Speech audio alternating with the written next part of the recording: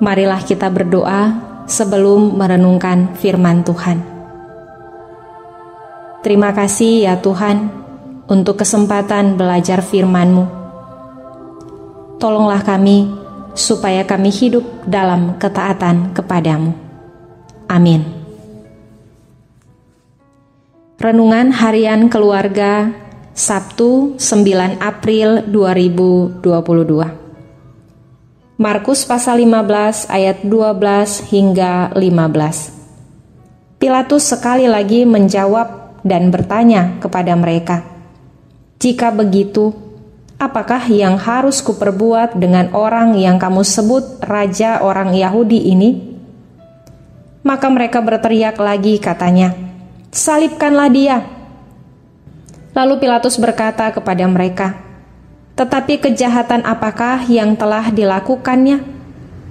Namun mereka makin keras berteriak, "Salibkanlah dia."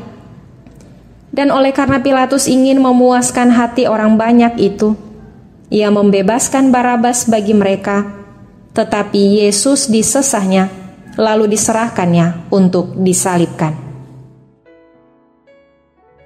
Judul renungan hari ini, kepentingan mengalahkan kebenaran.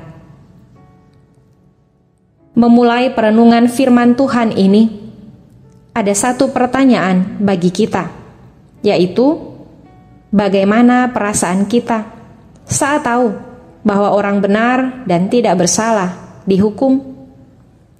Gubernur Pilatus sadar dan sangat tahu bahwa Yesus yang ada dalam pusaran pengadilannya adalah orang benar dan tidak bersalah, tetapi ia tidak sepenuh hati membela Yesus. Kepentingan politik dan kuasa jabatan telah membelenggu dia, sehingga tidak dapat menyuarakan kebenaran. Kemurahan hatinya hanya sebuah topeng yang membungkus niat dan motivasi bawah sadarnya untuk menyenangkan orang banyak, lalu mengorbankan Yesus yang benar dan tidak bersalah. Jabatan gubernur adalah sebuah prestise yang menyebabkan Pilatus takut kehilangan kuasa dan jabatan tersebut. Itulah sebabnya saat ia berada dalam pilihan untuk membebaskan Yesus atau Barabas, maka yang ia ikuti adalah suara teriakan orang banyak dan mengabaikan suara hati nuraninya yang membenarkan Yesus.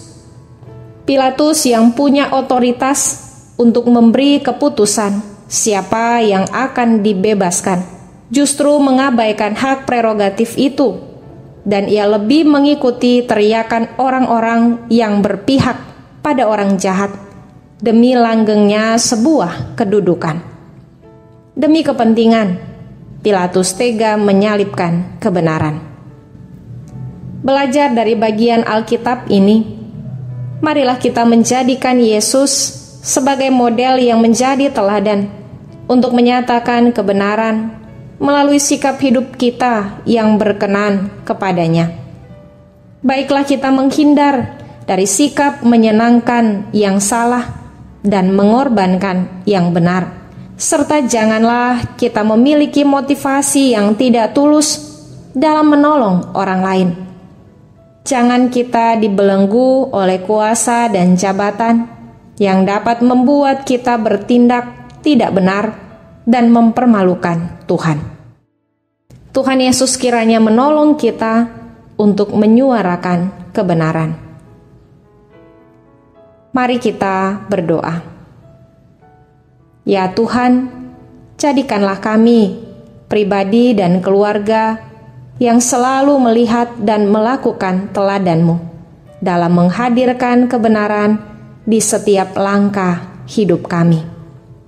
Amin.